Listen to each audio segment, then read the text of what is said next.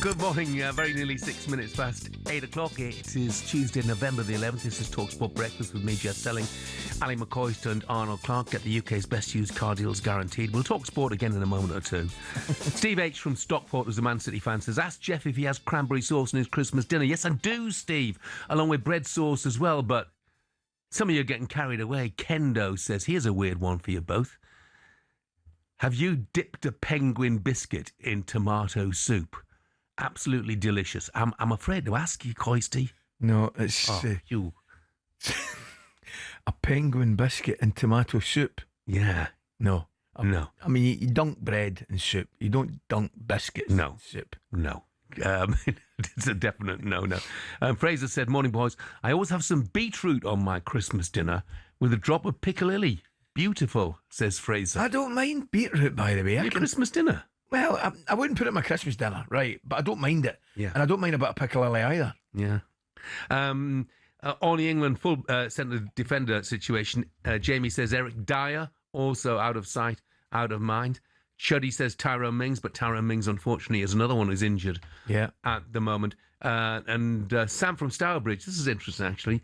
The lad Cresswell at Toulouse, that's Charlie Cresswell. Yeah. Watch him at the under-21 level, and he is the future. I tell you what, he played brilliantly for the under-21s, and I certainly wouldn't be averse to giving him some sort of chance. Stuart in Not says, not sure where Jeff's coming from for criticising Ali for his fruit bun.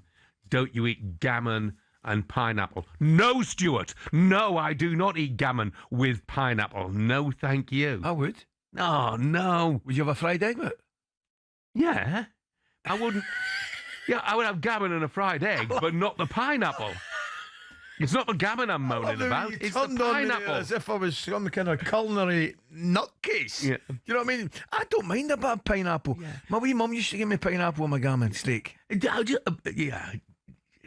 But you'd have an egg with a gammon steak. It's like having pineapple on a pizza, isn't it?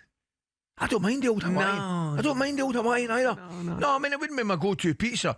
Yeah. I like a spicy meat pizza. But if it was a wee Hawaiian get on there, I wouldn't say no to it. Matt says, the disregard of Ezri Konsa is alarming. The best English centre-back in the Premier League. Stones over Konsa behave. Matt, you're not listening. We said that Ezri Konsa would probably be the first choice next to Mark Gahey. We said that. We were looking for additional central defenders. Now, a year ago today, Ruben Amorim took over at Manchester United, and it's been a rocky old ride, sir. When it all goes wrong, Manchester United breaking a lot of records. That's 15 defeats this season in the Premier League. Things are there, and we are capable, but we have to be consistent. That's it. Manchester United lose a fifth game in December. It feels hopeless. 7 Premier League games without a win for the first time since 1992. This is Manchester United. Get used to what you're seeing on a weekly basis. They are just clearly not good enough. We are being the worst team, maybe, in history of Manchester United. I know that you want headlines, so here you go, your headline. Amorim sticking to his style at all costs has made United even worse. He's factually the worst manager that Manchester United have had. Grimsby Town have knocked Manchester United out of the League Cup. They are one of the worst teams I've ever seen. I wasn't Billericay, but I reckon I could do a better job than Amorim. The system doesn't work. Until he changes that system, we ain't going to get any better. A desperate Premier League season last season, finishing 16th. Then, of course, they lost the Europa League final to Spurs as well. But look, they're 5 unbeaten now.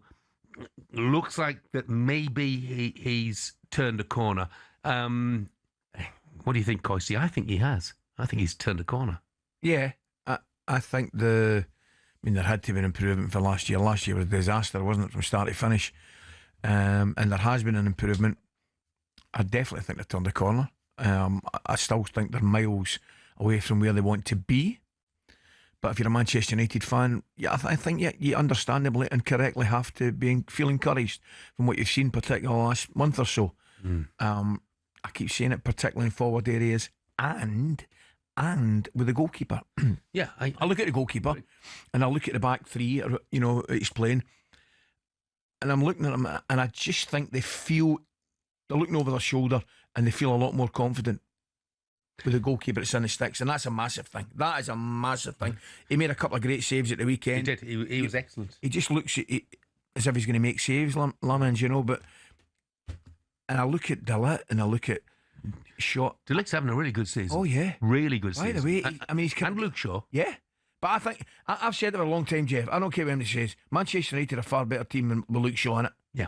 Whether it's in the left hand, I mean, it looks going to be left hand centre back. Obviously, the way he plays the game now, definitely. But I go back to the goalkeeper, and I go back to 2 of the 3 signings. Sheshko, I feel for it to come off there injured at the weekend. He's just, he's just not get going yet. But the other 2 without. Brilliant. And I keep saying it, and I'll say it again. They look as though they can handle that Manchester United jersey, and they look as though they can handle playing for Manchester United, particularly. And I think especially Brian and Boomer, Boomer. Let's hear from a couple of United fans. Tony's a United fan. Morning, Tony. Good morning, Tony. Morning, guys. Nice to hear you, Jeff. I miss you on a Saturday, actually. Thank you. Thanks, Tony. I'm hoping they've turned the corner, but I honestly can't see it. I mean, I used to love the team, didn't like the club, but loved the team. But now I don't like the team. The only 2 players that are doing it for me are Mbeumo and Cunha. And I think Amorim is like an emperor's new clothes. I can't see it happening. I hope I'm wrong, but I can't see it. The job's too big for him. The other thing is when you look at the game on the weekend, you've got 2 teams that played atrocious football. The defence on both teams are awful.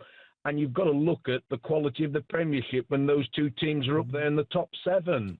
That is my view. On a separate issue, I was involved in the campaign to get 2 teams up from the Vauxhall Conference way back in the early 2020s. Yeah. And that was when the chief exec was John Moles. I don't know if you remember him. He used to be a professional referee. Yeah. And what a lovely guy. He's unfortunately passed away now.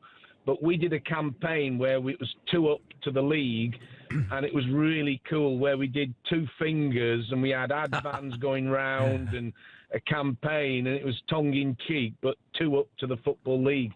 And unfortunately, a great friend of talkSPORT was involved in football then, and he was very anti 2 up coming from the conference, and his name was Barry Hearn. Oh, Barry Hearn. Yeah. Okay, yeah, take it. Tony, thank you very much indeed. Thanks really for the call, interesting. Tony. Thanks, Tony. Chris is a Man United fan as well. Morning, Chris. Morning, Chris. Morning, gentlemen. How are we? We're in good form. Are you positive, or are you slightly on the negative side like Tony was, Chris? Well, before we get to that, Ali, what am I hearing on this show this morning? Some people with their Christmas dinners, utter woke nonsense. I agree. Completely agree, Chris. In the words of Joe number 2 yesterday, this country is full of plant pots. Just get your meat, get your veg, get your potatoes, and smother it in gravy and get stuck in. Don't worry about all these different sauces. Just crack on. Go on, Chris. Crack on about Man United now. So I'm not the same as the previous caller. If I look back in the last year as a whole, if I start from off the pitch, I feel like as a club, we've progressed a lot off the pitch. That's from embedding of senior team, a new recruitment strategy where we're actually getting players that want to play for the badge before they turn up. We're getting the right people in the door. The work rate is good. We've got rid of bad players, bad eggs, and these players who've got previous managers sacked consistently, and down tools. I don't see anyone down tools in, even if we're not playing well. We can see the work rate there. And I think in terms of on the pitch, I am seeing a style of play. Yeah, it's really early days, and I think these things do take time, especially if you're trying to change a complete culture of a club. But I am seeing progression. I like that all the players talk highly of the club, and I like what I see in the pitch in terms of effort. I don't think we'll get top 4 this year, and I'm absolutely comfortable with that. But I just want to see this style of play and an identity by the end of the year that we can keep recruiting the right people into that team. Chris, thank you very much indeed. Thanks, Chris. And don't forget, Chris, bread, sauce and cranberry on your Christmas dinner, okay? No chance. No chance. Coming up with non-league football becoming all the rage, now that there are Premier League players playing, well, it's Sunday morning football rather than non-league football.